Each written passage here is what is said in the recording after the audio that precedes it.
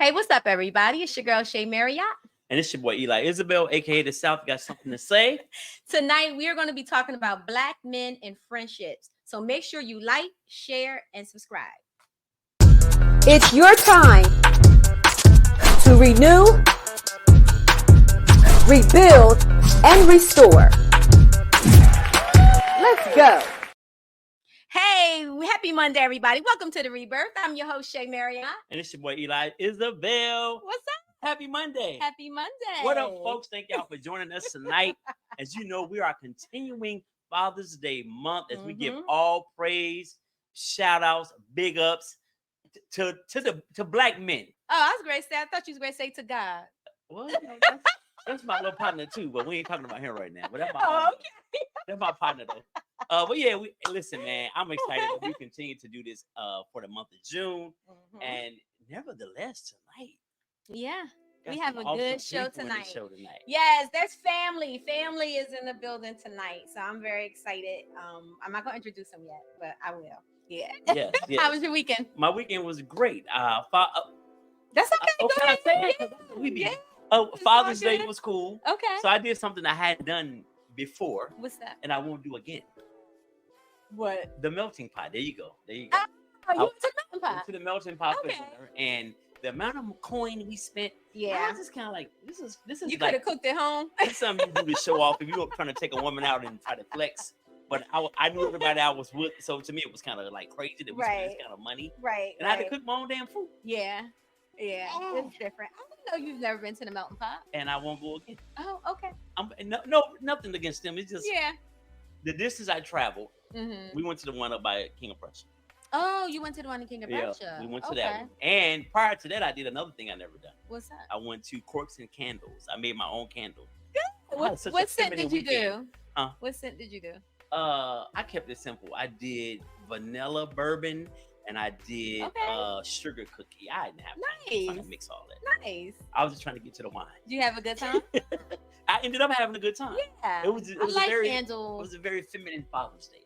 Okay. No crabs and beer. Okay. Which is what But shout out to my family. Thank y'all. I don't want you to. Yeah, that's nice. He appreciated it, y'all. He appreciated it. How was your weekend? It was good. It was good. I had my fan, y'all, because I'm a little hot right now. But it was good. So Father's Day, Friday, I sent Shannon for a massage for Father's Day. Yeah. At the spot? Yep. Black owned? Yes. Shout out to They don't pay they don't want to know. Oh, okay. Right. I'll go ahead. We're gonna shout out the Black business. Go ahead. Shout out to Winnie at it's called the Yellow Door Spa now, also known as Enlightened Elements, but it's called the Yellow Door Spa. Oh, they changed the name. They changed the name. Yep. Under new management. So no, she still has it. Oh. Yeah. So we did that, and then Saturday I went home to Jersey. The town. Got a chance to see my family. It was so good seeing my uncles and my aunt and my cousins. Yeah. And we went to his best friend's Father's Day barbecue.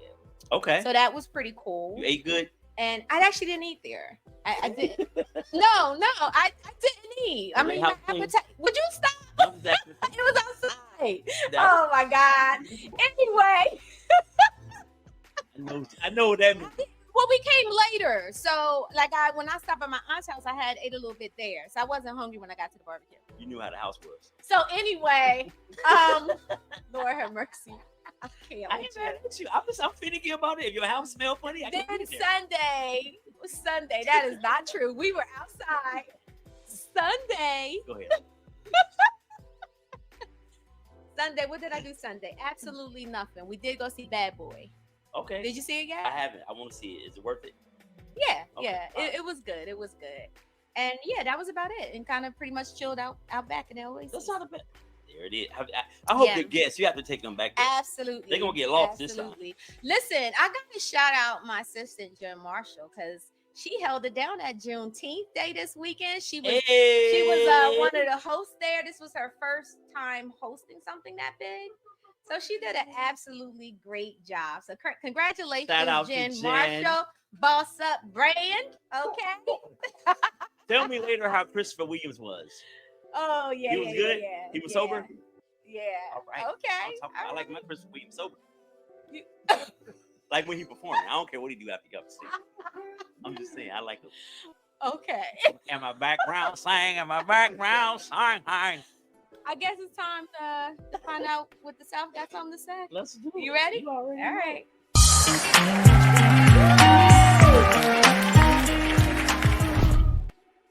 All know. right. All right. Yeah, welcome to the South Got Something to Say segment. Tonight, I want to touch on parenting and the people that we birth children with. Yes, I see a lot of children that come from difficult situations because either one of the parents is or neither one of them is there. Or there are some mental health issues, or there is some kind of trauma that the child is born into. And possibly because, I can't read. And possibly because of the parents and grandparents and great-grandparents. I know I typed this really fast. I see a lot of people refusing to deal with those issues in any way, shape, or form. Most of the time, we don't want to address things that hurt us simply because it hurt us to deal with it. But the bigger picture is when you have hurt and broken people coming together. Those are the people we don't want making babies. Now, either one or the other, if not both, and they have children, I'm all over the place. What do you think you're going to get? I don't know what's happening right now. My contacts, I ain't got my glasses on. Oh, okay. It's your contact. Start over, Jen. Those are readers. I might need these more. Damn, Carl. I just saw downtown Dallas. All right, anyway. When we have hurt or broken people coming together, what kind of children do you think we're going to get? Yeah. So I think it's very important that when we meet people, we have to look beyond the booty, beyond the bank account. Because when people meet each other, that's kind of where we start at. The physical. And sometimes we overlook the more serious things, the mental health issues, the family history, the trauma, because we are paying attention to the outer exterior. And then before you know it, we're now making children who come into this world with issues. What are those children going to do? They're going to one day have children. If these things aren't addressed, they're going to create more children. And before you know it, you have a 40, 50, 60-year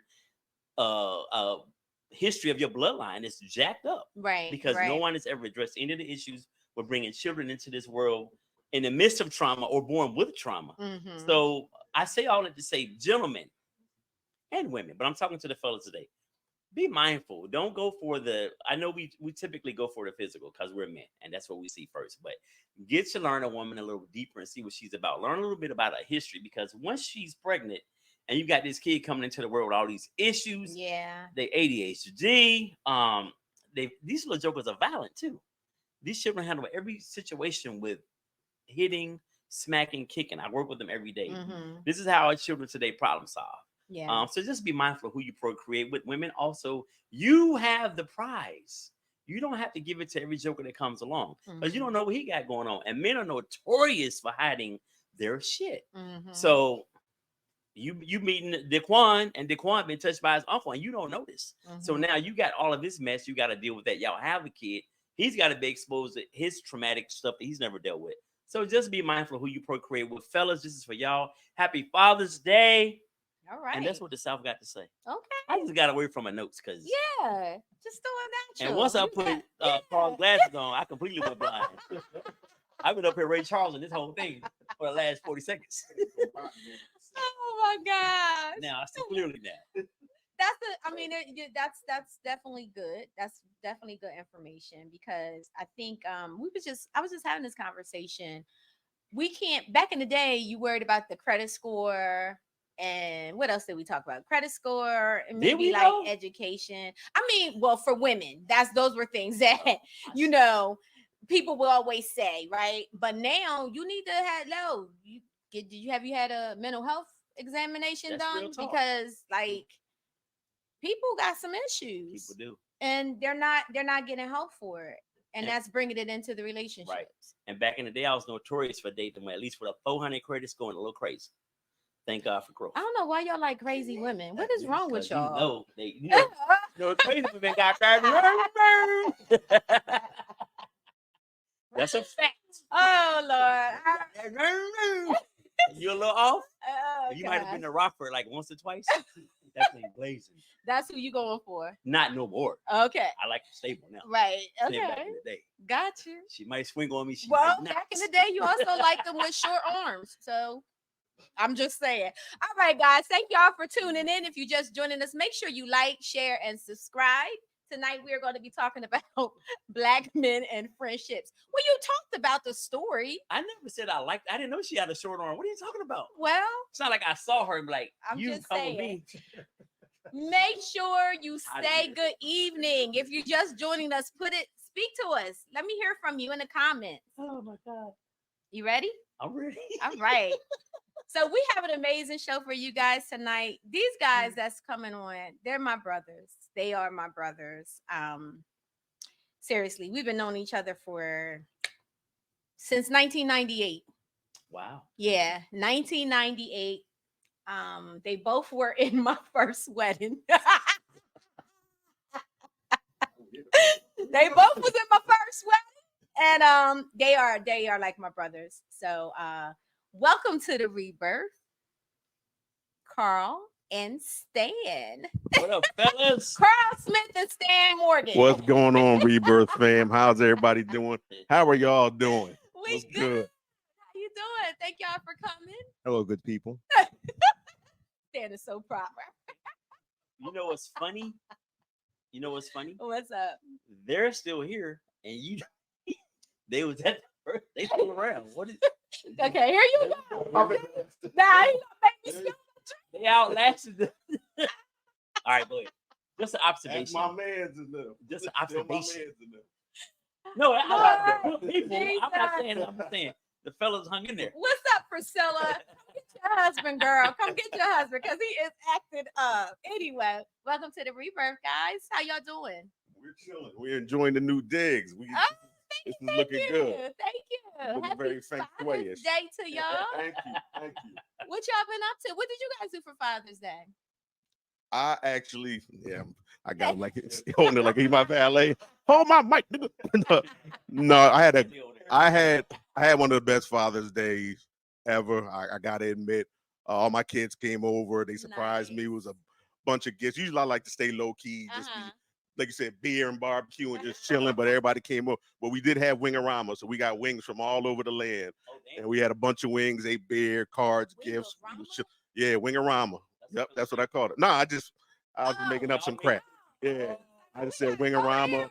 Let's make them. Nah, go get yourself some wings from wherever.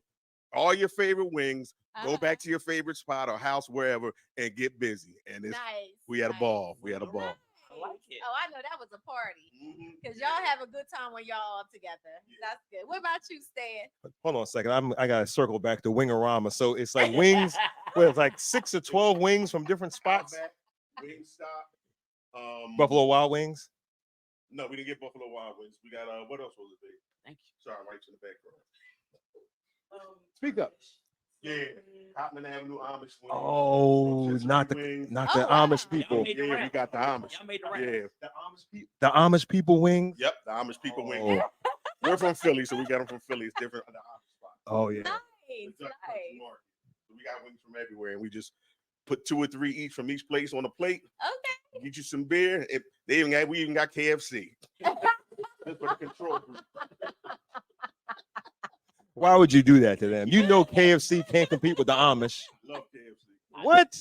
I love KFC. It's not. Really? Y'all still eat Front row KFC. Can you hand me my tinfoil hat about what KFC really is? I'm here for a good time, not long. I heard that. That is hilarious. So before we jump into our conversation, we had a little contest yesterday for Father's Day, and the winners of that contest would receive tickets for the Rebirth meetup. So congratulations, you both will be having tickets to come to the Rebirth meetup on July 20th. Well, all right. Look at the lead up. No lead up. Just y'all will get the tickets. July, we'll already have your name and everything at the door. So okay. July 20th. Yep. Both you get 2 tickets a piece. So bring your loved one, and we're gonna have a great time. Yes, sir. Okay. Well, thank you. Thank you very much. Yeah. Thank you, Con. That was right on time. So everybody know what we're talking about. Let's go to the Rebirth meetup real quick. And if you haven't got your ticket, make sure you go to rebirthu.com and get your tickets now, guys. We actually only have under 20 tickets left at this point. Let's go. So once they're sold out, they're sold out. That will be it. You can watch this. Heaven knows what to say, even though for right now you're so far away. I hope and I pray somewhere in your heart I'll always stay.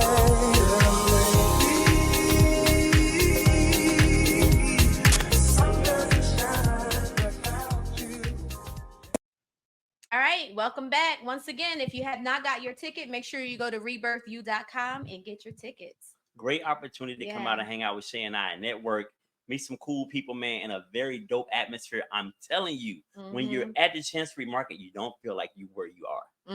It's just a whole different vibe here for the city, and I love it. Yeah, and I can't wait to do it. And it's a little more informal, so we can drink and cut up. Yeah, we're gonna have a great time. The whole 3 hours. Yeah, we're gonna have a great time. All right, so let's get into the conversation. Fellas, now, first and foremost, how long have y'all been friends? About 1,000 years. Since about 86. So what grade is this? Give me a grade. Yeah, ninth grade. Okay. Wow. High school. Well, no, we met in ninth grade, but we weren't friends until maybe 87 or so. Summer 86, somewhere around there. Okay. So between 86 and 87. Yep. Wow. Okay. Oh no, wait, I'm completely off. We met when's freshman year? 85, and then friends around 86. 85 Oh, we taking it back a little bit. Okay. So that Wow, that's a long Yep. time. That's dope. Yeah. So what has kept y'all friendship together this long? Because that's a long time. Codependency and desperation. That'll do it. Unwilling to grow. No, I mean, he's right in the way because Mm-hmm. I probably wouldn't be sitting here if it wasn't for this guy because he's been my conscious, unfiltered honesty. Right. I can say we've been our sounding board since day one. Wow. Nothing is off limits. It's just been, and you know, it's not a high maintenance. We're just what I call him. I call him my heterosexual life mate, for lack of a better term. I mean, Right. yeah, it's just. Yeah. Well, it's been nice, you know. My wife is off screen, but you on the phone with Stan? It's 2 a.m. Like, I'm like, you know, we ain't talking about nothing. We do Warp Factor 10, Star Trek, Star Wars, but when it doesn't matter if it's goofy, it doesn't matter if it's serious. We've been able to. It's a small circle of like my true friends that we've been kicking it for. Everyone's at least 20 years in, and him and my other boy, like they've been the longest. But with this guy, he's just and a lot of, like I said, I'd have gotten to a lot of dumb stuff, and I would have done a lot of goofy, especially when I was younger. When you think you invincible, Right. and I, you know, he was there for a lot of it. So he was the guy that was like, "Don't do it," and I was like, "All right, all right." Talk you off the ledge. So listen, you say you guys started rocking about 84, 85. Like, what was the defining moment when you guys were like, you know what, he cool as hell, I'm gonna rock. That's my guy. Like, was there anything that happened, or just from hanging around each other, you just kind of like blended? Like, what was there a defining moment? Was like, that's my man. I don't know. Like I should probably think for a second before I talk, but I'm not going to. That's better podcasting right there. Go for it. That they I don't know, like somewhere around in there, there's that point where you're just like talking. Well, when you're younger, like as men, we always go out. So your friends are usually the people you end up going to party with. You may talk on the phone, and then at some point you're hanging out, you're going out and everything, and then as you get older, as people, you know, as you may move out of your house, you graduate college, I don't know, those people just end up still being there. You still talk about subjects, you kind of grow together, and I guess that's it. I guess it's like you grow together, as opposed to some friends, some people that you know. There's friends, there's people that you know, and people that you're cool with, right? And you just see the friendship kind of outlasting the other two categories. Wow. The other two people you may see, but they're not your friend. How do you guys handle conflict has there been a time where you've actually really had like a major conflict and stopped talking? Well, we tried to kill each other a few times. I mean, literally, like, yeah. I mean, there's been times where, no, I mean, not really. Well, yeah, I would say not literally, but kind of literally. But yeah, he's. No, we talked like.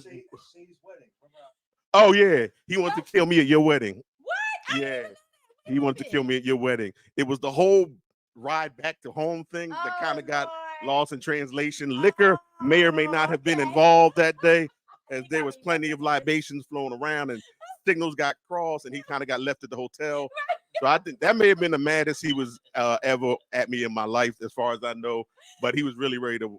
I know we can't say what I was about to say. But I know he's really to whip my ass. I know at that point. It was bad because then I came back to the hotel. Hey, what's going on? Like 18 hours later and whatnot. So, but usually we just talk. You know, something's happened. We'll just tell each other, "Hey, man, I was a little frustrated about such and such." Oh, I didn't mean it like that. It was like this. So we talk it out.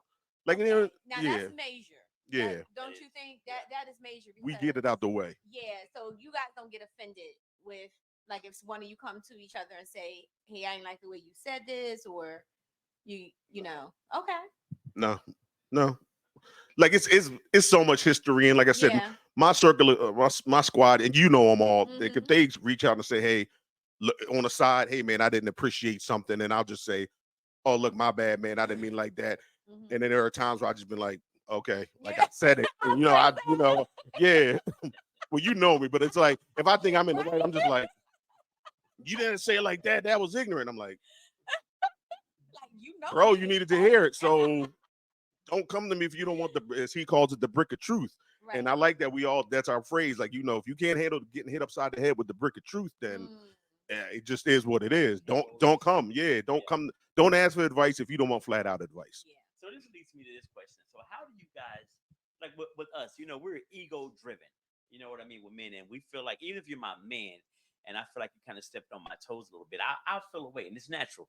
How are you guys able to like put your ego aside and still like when things happen or things are said to you, you put your ego aside and you not let it ruin the friendship?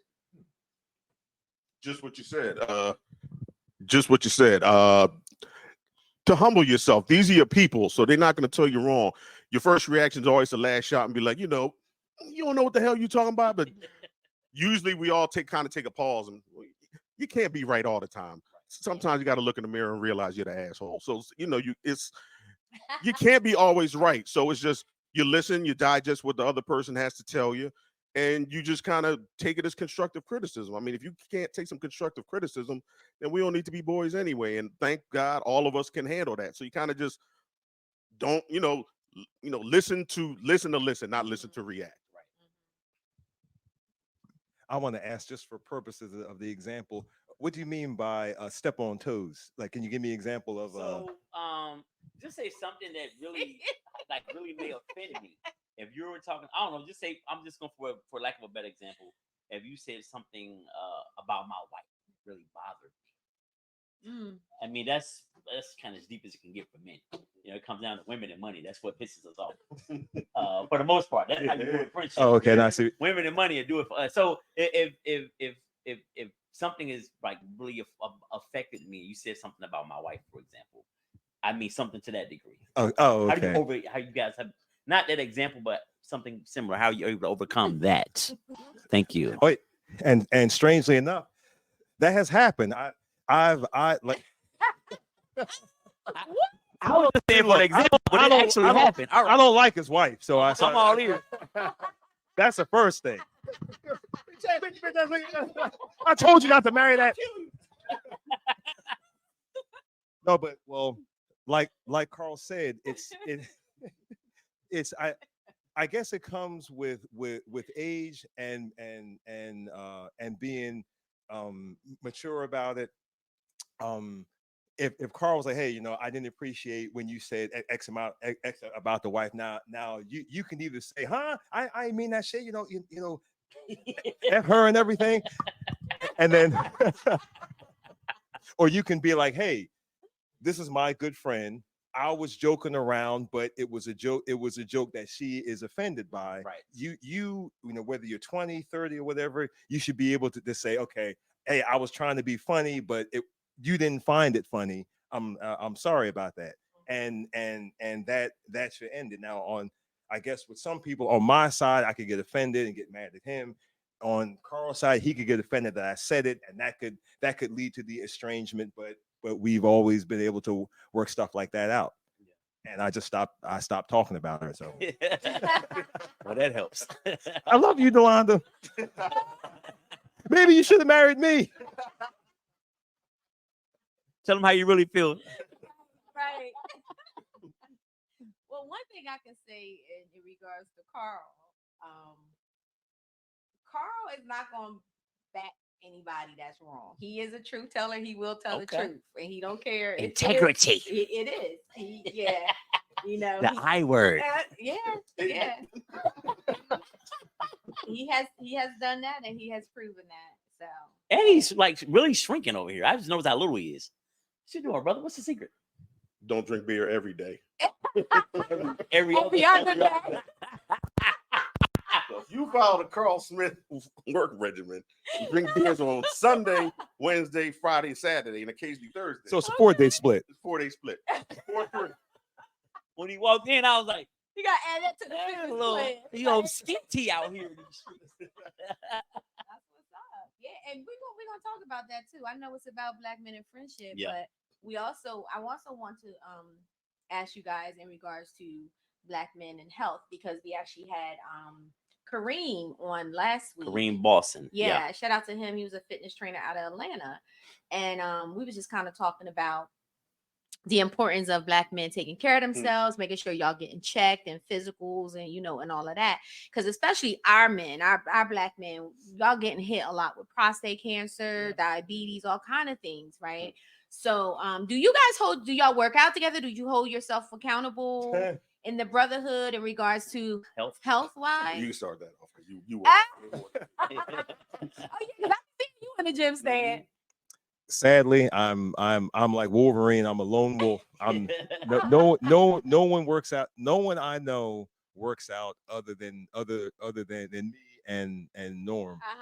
But that said, you know, some friends of mine, through me constantly nagging them all the time, you know, they try to be more health conscious about, you know, eating choices and lifestyle choices and that kind of thing. Okay. All right. That's I think that's definitely key as we all are getting a little older. I mean, it's like, I'm not. I know you're stuck in a time frame. I think you have a show tonight. We're back in the 90s. Are you singing later? I'm singing. You and Chris Williams. Yeah. Now you're gonna be the one on stage, not right. But no, I think it's definitely important to have those accountability partners with health, with emotions, with everything. So when you guys are like, really, have you guys ever seen? I'm assuming you have, but I'm asking for the sake of the conversation. Have you ever seen each other cry? And what do you say when you see a man crying? What do you do with that emotion? Have I seen you cry? I mean, we've been to like funerals. I don't know. Like not like I'm just like broke down in tears. Yeah. I don't know. 40 years, one of y'all done cried. I don't know if we've ever, not that I can recall, to be honest. I don't think we've ever. I've seen a lot of my good friends cry in front of me, but I don't think he or I. Yeah, I don't think. Yeah. Or we've been in certain places where I was misting up, but we weren't quite like, you know, God bless the dead. You know, when your mom passed, when my father passed, we were crying, but we were in different parts of the service, you know, of the building and whatnot. But no, but I've seen my friends cry. It don't bother me. You know, bring it in, bro. Bring it in. If you know, I'm not above that. Like, you know, he's in pain because, you know, you macho Black, especially Black men don't cry. Don't let them see you cry. Karate man cry on the inside. Like nobody got time for that, man. We old as hell. We middle aged. And bring it in. Let it out. Better than to hold it in and then you go choke somebody on a bus 3 weeks from now or something. So let it out. Just get it all out, man. Like mental health is real. So don't try and be macho and hold all that stuff in. Just let it out. But yes, I've seen my friends cry. Most of them actually. Yeah. And I got, you know. You think Carl cry? I don't think so. Well, like he said, you know, we've been to each other. We've been to each other's parents' funeral, but like like with life issues or the like the pressures of society, like we've gone to each other with those kind of problems, but it hasn't been a lifetime channel kind of breakdown or anything. Right. But you know, Oh, she'll be back. So as men, as we are black men, you know, we're raised to be hard, tough, all these different things. What's your message? I don't know if you have a son. No, a daughter. Okay, so and you can hypothetically, if you had a son, what's your message to your sons if they needed to get that cry out? Are you saying, son, is okay, let it out, or you want to see your boy suck it up? That's what we got more so. I think it would be kind of the same advice through different parts of their life, as maybe from age 12 on down. It's like, go ahead, if the crying is injury based, it's like all right, it like hurts, and then you get past it. If it's pain or grief based, go ahead and cry. Right. And I guess pretty much only using myself as an example. I guess as we're parents, we kind of use ourselves as an example. I would allow my son to feel that grief. You let that grief out, and then kind of draw it back in and be like, all right, now I got to be strong for whoever else is in my family. But you gotta let it out. Gotta let it out in some way, and try not. I would advise them as they get older into teens or young adult to be careful who they let it out around, as some weaker men may attempt to use your vulnerability against you. So be strong with the people you can trust. If you can't, be strong alone. Go, cry in the car, but let it out. Be strong around everyone else. Safe space. No doubt. Now, Carl, he has a son. I got two sons. Yeah. Right. One's in his 30s and one just turned 21. I have seen both of them cry. I've told them don't be on the macho stuff. My youngest son, actually, we were at a funeral a few months ago for a real close cousin of ours that passed unexpectedly. And when we pulled up to the service, it was out of nowhere, because he's not an emotional kid. He's like me a lot. He's kind of too laid back half the time, like his old man. And he walks up to me and he just says, "Dad, I love you, man. Like, don't go nowhere." And he hugged me and just started crying. And he was like, if something happened, sorry, boy, I don't mean to put your business out on the street, but they don't know who you are. But yeah, and he did, but he did. And it really, it was a moment. It was a good moment. But I've always encouraged him, a lot of what's piggybacking off of what Stan said, cry, let it out. Beware who you cry in front of, because some people may try to use it against you, but don't hold it in.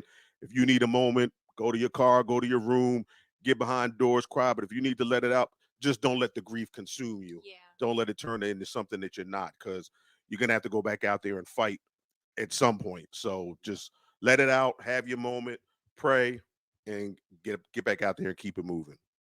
Wow. Yeah. Let me say this to you, bro. I think that speaks to you as a dad, that he appreciated you in that moment, and he came to you. To me, that's dope. That lets me know you've done an awesome job raising some balanced, well balanced emotionally children who appreciate you. He asking his mama for money right now. I need pizza money. Well, look, he balanced. He's asking her. He might have hit you earlier, so he's balanced. But now that's dope, man. That's dope. I can definitely appreciate that. Yeah, no doubt. For sure. Just wanted to shout out a couple people that is actually tuning in. Shout out to Levante.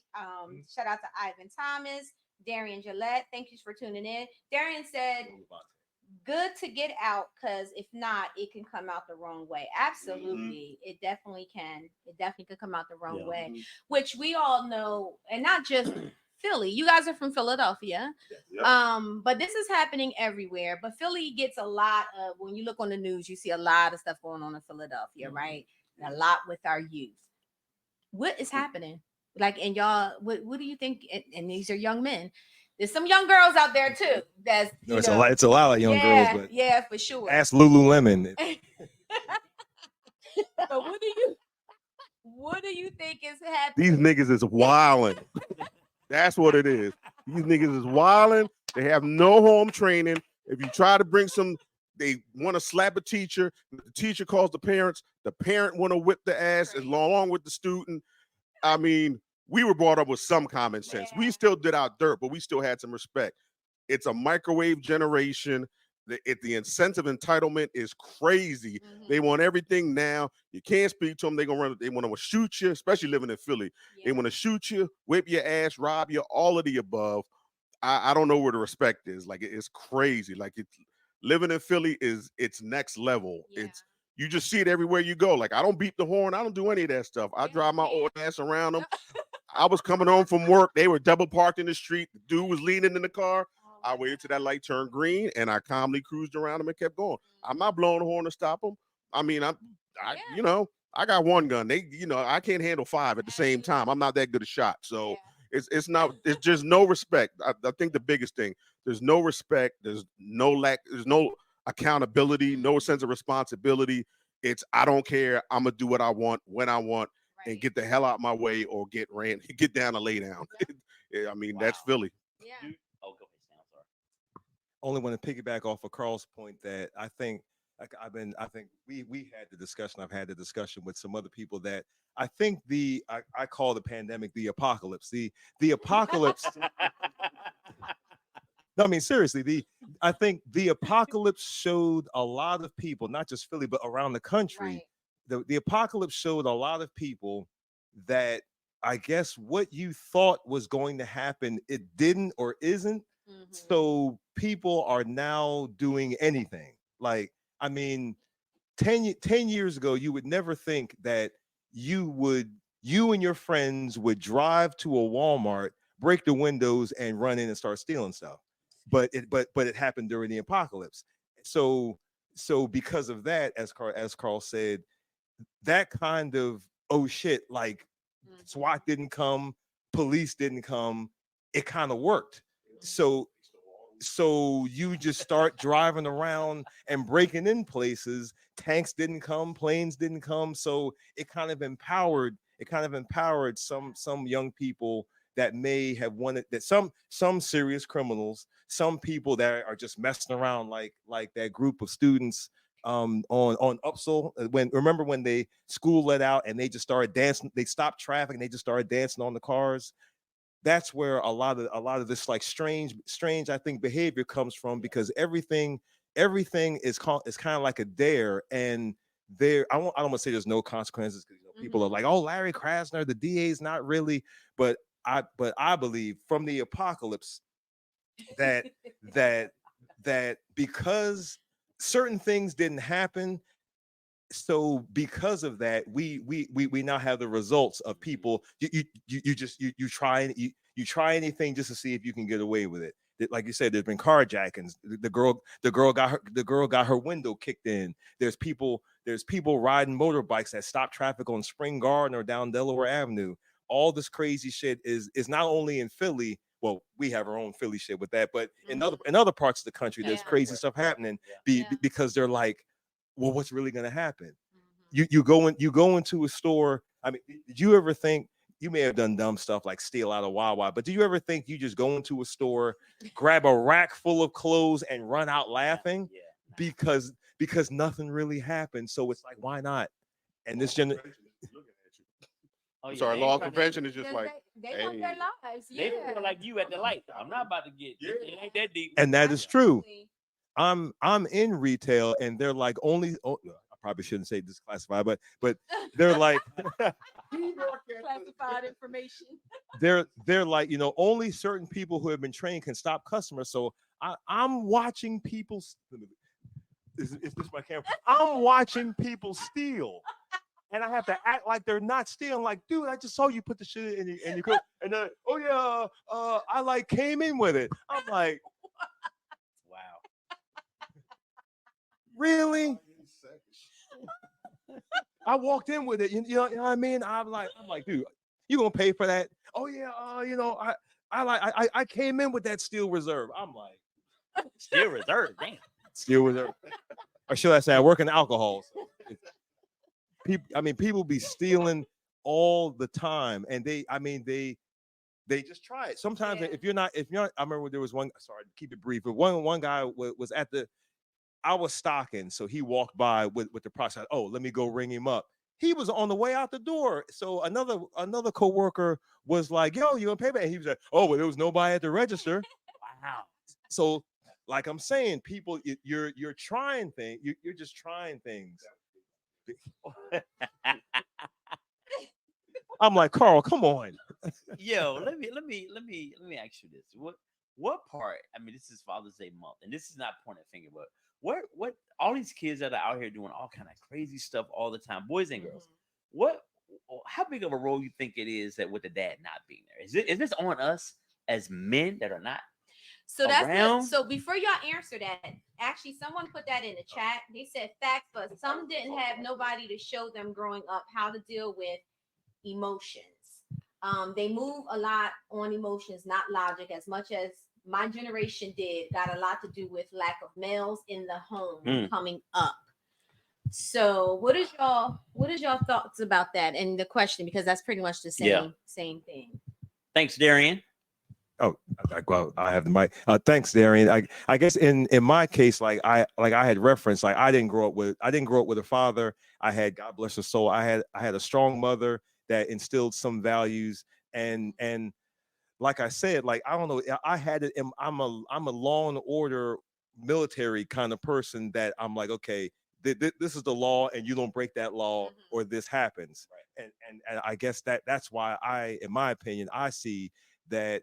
But if I was young and I saw that what I thought was going to happen doesn't, and then I had people close to me, Carl, Darius, or whatever, be like, yo, we're gonna go in snipes and we're just gonna kick the windows in and nothing's gonna happen. I think I may have been down with it. I may not. I guess it all depends on your own personal ethics, and like you said, if you had a strong male at home, knowing that, as some fathers have said, hey, if you get locked up, you won't stay there. Yeah. That maybe the absence of that, or maybe just peer pressure, like peer pressure may override it. Smith? Darian Gillette, that's on point, bro, because I was going to touch on that when I saw it pop up on the screen. I grew up with a strong father, pretty much a maniac, as we all are, and I kind of, you always say, I'd be like my parent, but I wanted to be like my dad, and I tried to. I'm not as hard on my kids as he was on us, but I don't care what anybody say. There is nothing like hearing that booming voice when stuff goes left. With my instant fear, because when you had that thought, and there was plenty of times where some of my other friends was like, hey, we gonna do this such and such, and I was like, word, and I thought about it, and all I thought was my dad. Shit, nah, I'm good. I'm going home, bro. Y'all be cool. I'm gonna take my ass in the house and let me know how it turns out. It was that fear. Nothing instills that fear like your father. I don't. What? My father was from Trinidad, so it was that. If all you get locked up, I ain't coming. If they hold all you, I ain't coming to no jail cell to get you. That's where your ass gonna be. And that's they was not playing. Like, stuff happened, and I saw my parents like shit. So I had an older brother and an older sister, and I saw stuff, and I was like, that ain't gonna work. That's not gonna work. That's not gonna end. They get their ass beat. Nope. I ain't ass beat. The punishments. Nah, I'm cool. That male presence. So the same thing with my kids. It was, I'm usually quiet. I let their mother do the disciplining for the most part. But the good thing, the fear was still there and is still there. Like, if I wild out, they're like, oh shit, it's real. Dad is yelling. Like, we're gonna bounce. Dad is wilding out. So it's nothing like a strong male presence in the house. That's my opinion, but that's what I believe. No, I agree. Listen, you said something right there that I think that we all grew up under that. The word fear. Like, the fact that I think it's okay if kids have a little bit of fear of your parents. You don't have to be, when they walk in the room, oh shit, I'm gonna die. Yeah. But if there's nothing going on, consequences. But the fear of, if I do this dumb thing right here, I'm gonna get effed up. And kids today don't live with that little bit of fear, and kids today are not afraid of consequences. That goes back to the store and people walking in and stealing, taking racks. There's no fear of consequences. When they start crying, when they're in front of the judge, that's when they start crying. Right. When they get that sentence, you can pull it up on YouTube and look at 100 videos. When they get that sentence, that's when it's tears First galore. 48, when they interview room. Yeah, when they in interview Because room. it's too late. Then. Yep. They start snitching. Malik did it. Everyone start talking then.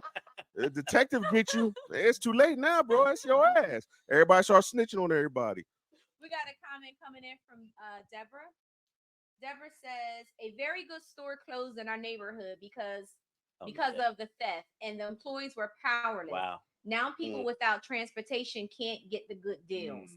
The community suffers because of this behavior. Absolutely. Thank you, Deborah. Wow. Exactly right. Mm-hmm. Yeah, Deborah's definitely right. Everyone tear up your own hood. So how do we begin to even fix this? Because it is so out of control. It is so. I know you guys have a new mayor in Philip. Okay. Well, okay. Well, I'll go back to my other question. So how do we, in your opinion, how do we even begin to clean some of this stuff up? Shout out to Safansi. Thank you for tuning in. Well, I give it. The new mayor's trying. Like, she's coming out the gate blazing. Okay. She's already made a lot of enemies, but I give her an A for effort. Like, she's cracking down on tinted windows. She's cracking down on people fixing their cars on the sidewalk. Mostly because, in AutoZone, you always got the hookup crew that's there. You get your oil change for $17 instead of going, So, people trying to, hustle, but she's cracking down on a lot of things. And she's too, right? Huh? Another thing in Philly, you can't wear that. Yeah, you can't. No, you can't rock the pooch shiesties no more. The pooch, that's what they call them. Yeah, the pooch shiesties. The ski mask. The ski mask. I'm sorry. The ski mask for those that are not informed. Yeah, pooch shiesties. That's what they call on in the street. That's what they're called. Yeah, he used to rock them. And you see everybody wears them. Yes. Oh yeah, I know. I'm getting old. But in Philly, you can't wear. If you go into a store with one on, they will kick you out. They won't even let you in. And then, if you're walking around the street with them on, and I mean, hell, if I'm at an ATM and I see a dude walking up with a ski mask, I'm shook. Like, nigga, take that off. Like, it's 70 degrees out here for one. What you trying to prove? Today, I was dropping my son off to work, and I'm driving back, and I seen this guy. All I see was his eyes. Caucasian guy. He was walking around, had army fatigue on, a bandana over his face, and a ski mask over top of that. So he's an active shooter. And he's just walking down the street. And I'm like, I feel like I need to report him. But what do I say? First of all, do you know how musty he is? He's 88 today. You got all that on. Them pits is barking. Right.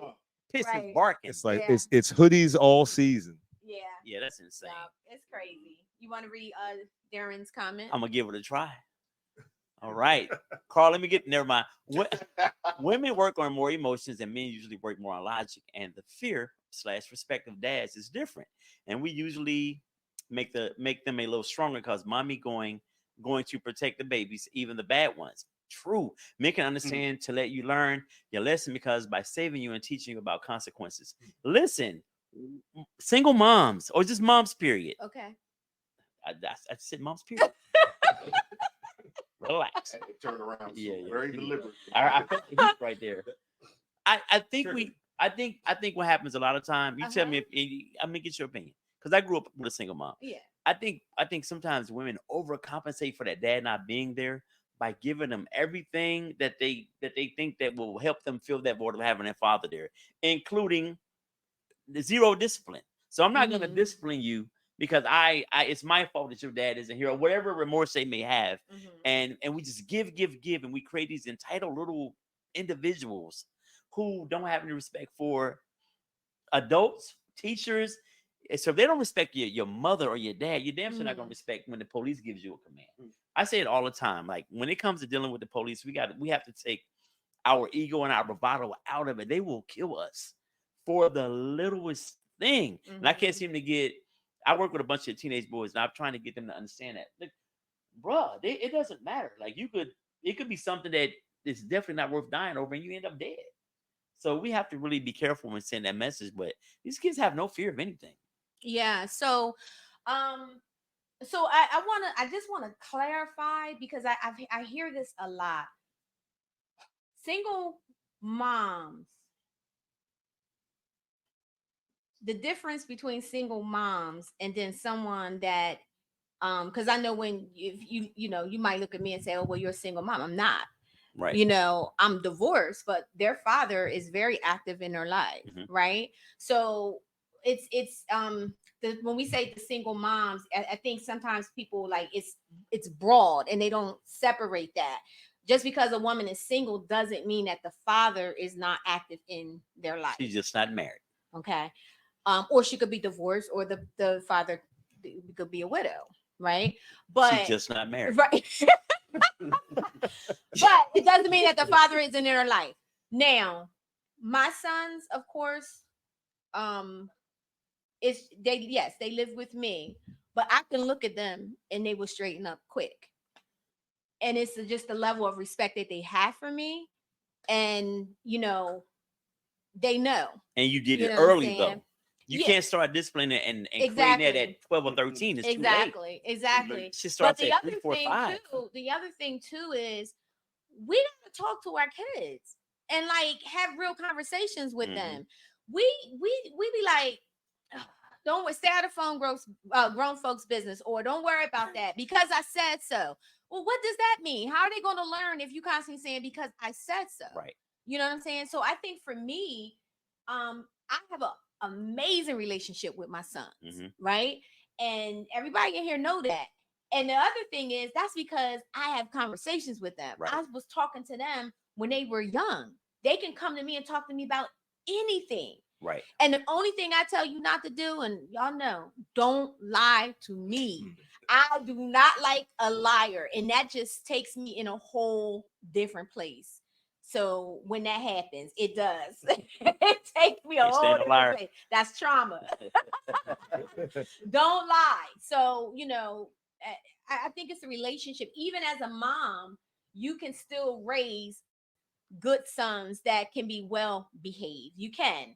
I think that you have to be able to stop trying to be their friends all the time, right? And they can't be right. Stop trying to be their friends all the time. You have to draw that line, but they also have to feel comfortable enough to come, you know, to talk to you and have a conversation. Right. Agree. So that's important. So we about to wrap up, guys, but I just wanted to.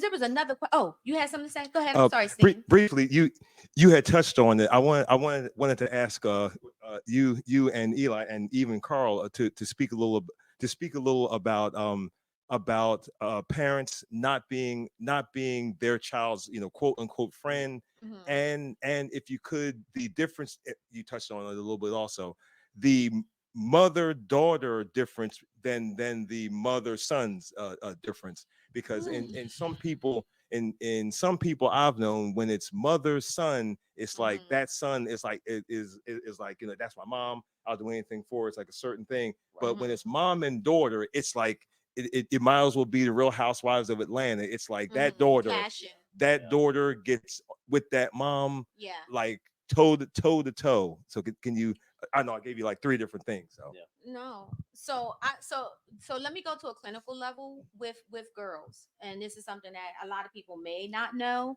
but young girls between the ages like 15, adolescent girls, right? This is crazy, y'all. Because of where their hormones are during that time and them growing, their hormones is just out of whack. It has been said that a young girl that age, between ages 15, 16, maybe 14, 15, 16, can also be looked at as mentally insane based off of their hormones. That explains a lot. Okay, based off of their. This is what I gotta look forward to. Right. So, and will they grow out of that? Absolutely, but it's very challenging. Unless there is some real mental stuff going on.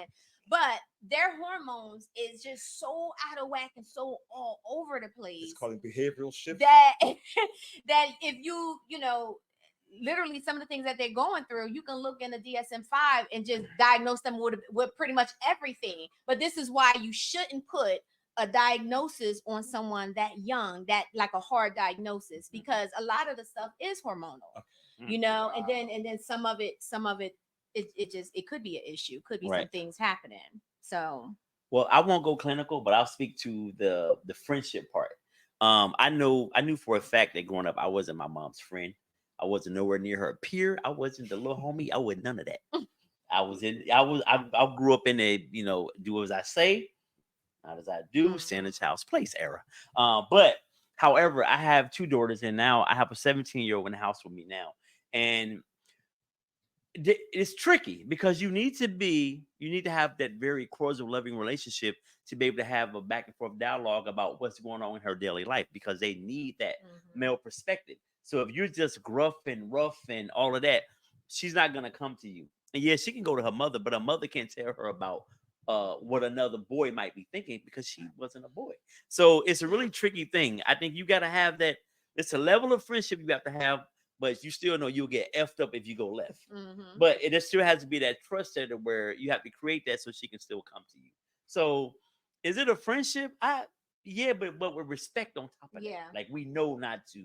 And she knows she don't want to disappoint me. So we have a relationship to the point where she knows that she doesn't want to disappoint me. At least I feel either that or she's the world's greatest actress. But I feel like that's what we have.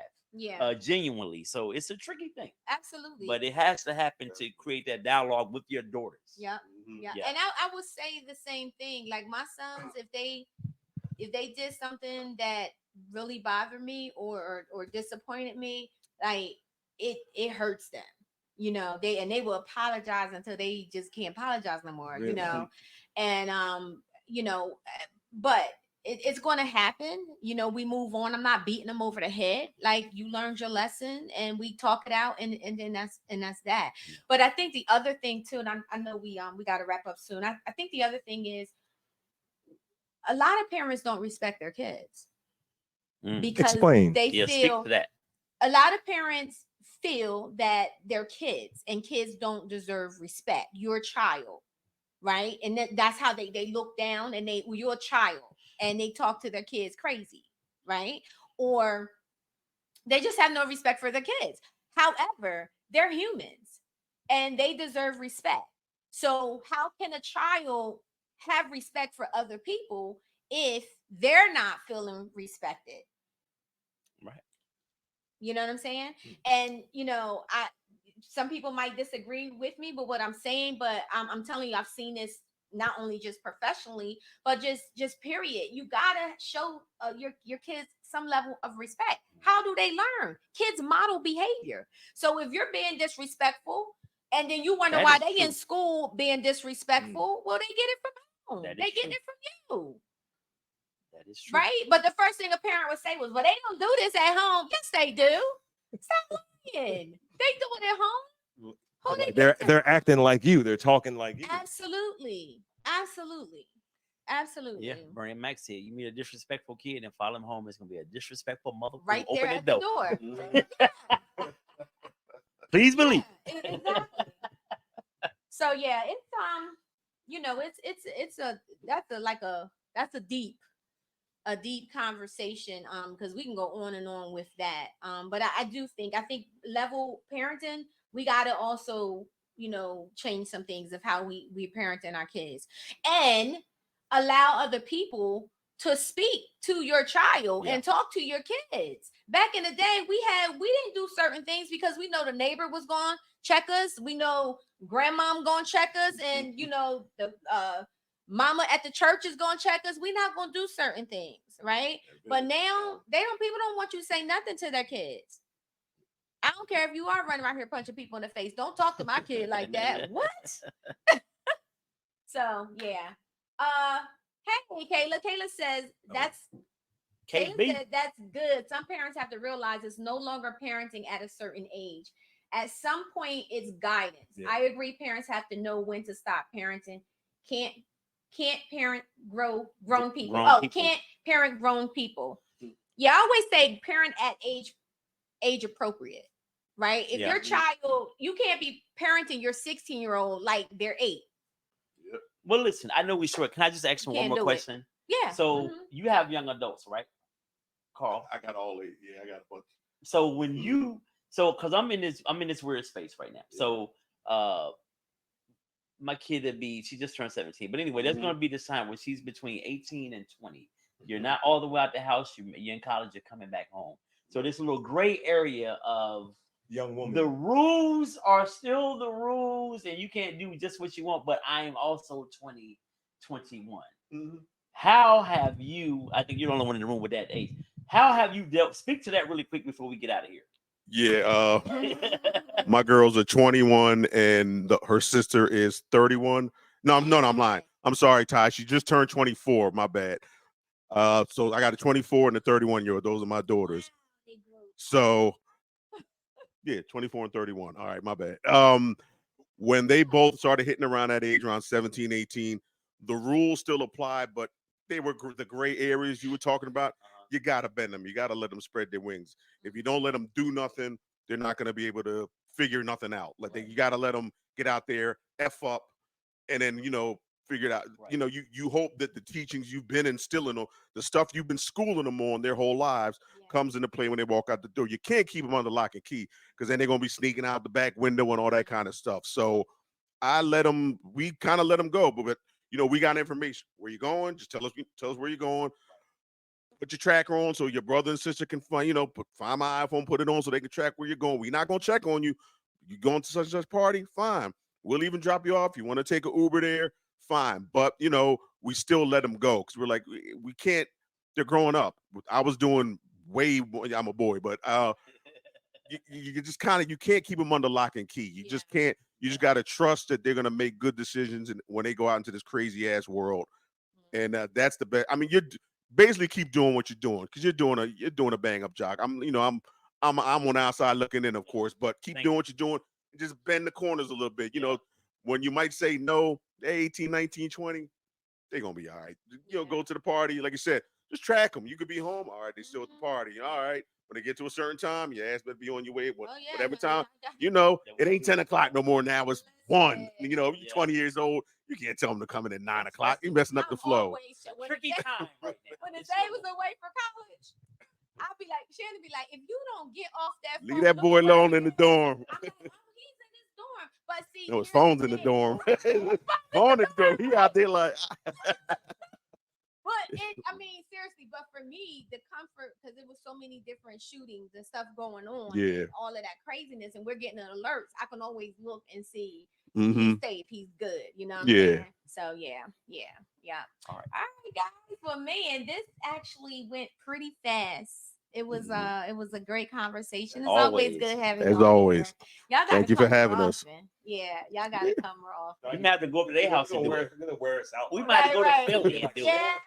And like, these two fools again. Damn. Is there any last minute words you guys would like to say?